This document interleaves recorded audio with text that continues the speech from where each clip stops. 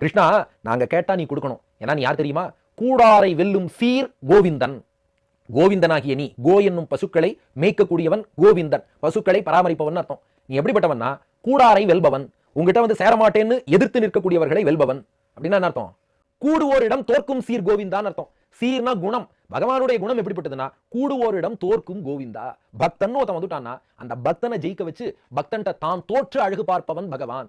உந்தன்னை பாடி பறை கொண்டு, உன்னை பாடி உன்னிடம் இருந்து பறை முதலிய உபகரணங்களையும் வாங்கி கொண்டு யாம்பெரும் சம்மானம். இப்ப நோன்புக்கான சம்மானம் கேட்கிறோம்.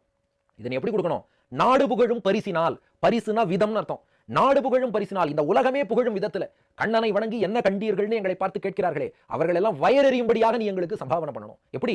நன்றாக நீயும் நப்பின்னையும் சேர்ந்து எங்களுக்கு சம்பாவனை பண்ணணும்.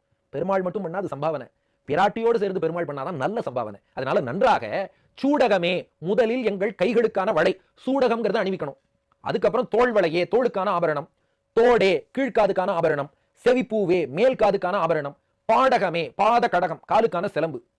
அதான் சூடகமே, தோல்வளையே, தோடே, செவிப்பூவே, பாடகமே என்று அணைய பல்கலனும் யாம் அணிவோம். இப்படிப்பட்ட இது போன்ற பல பல அணிகலன்களை அணிவோம்னா.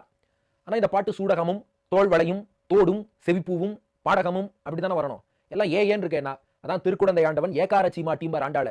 ஆண்டாள் ஏ போட்டா அர்த்தம் இருக்கு. என்ன தங்கத்திலேயா சூடகமும் தோல்வளையும் ஆண்டாள் கேட்க போறா? ஏன்னு சொல்றாளேனா கிருஷ்ணனை பார்த்து கூப்பிடுறா. சூடகமே நீயே எங்களுக்கு சூடகமாகணும், தோல்வளையே நீயே தோல்வளையாகணும், தோடே செவிப்பூவே பாடகமே கிருஷ்ணா கோவிந்தா.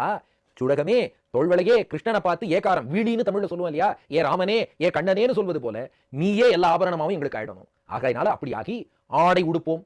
அதன் பின் நாங்கள் ஆடை உடுத்திக் கொள்வோம். உடுத்து களைந்த நீன் பீதகவாடை என்று அதையும் உடுத்திக் கொள்வோம். அதன் பின்னே பால் சோறு மூட நெய் பெய்து.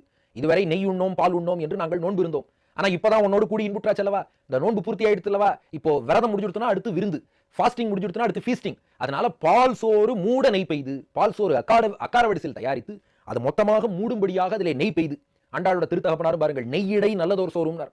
நெய் தான் தெரியணுமா, அதுக்கு இடையில ஆங்காங்கு சோறு இருக்கணுமா. நெய் இடை நல்லதோர் சோறுங்கிறார், சோற்றிடை நெய்னு சொல்லல. அது போல மூட நெய் பெய்து முழங்கை வழிவார.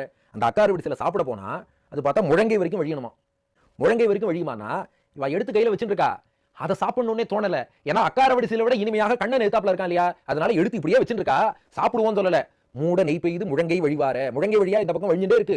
கண்ணனுடைய முகத்தை நாங்கள் அனுபவித்துக் கொண்டே இருக்கிறோம். இப்படி கூடியிருந்து குளிர்ந்து அடியார்களோடும் பகவானோடும் கூடியிருந்து குளிரக்கூடிய இந்த பேரு எங்களுக்கு வேண்டும் என்று கண்ணபிரானிடம் பிரார்த்திக்கிறார்.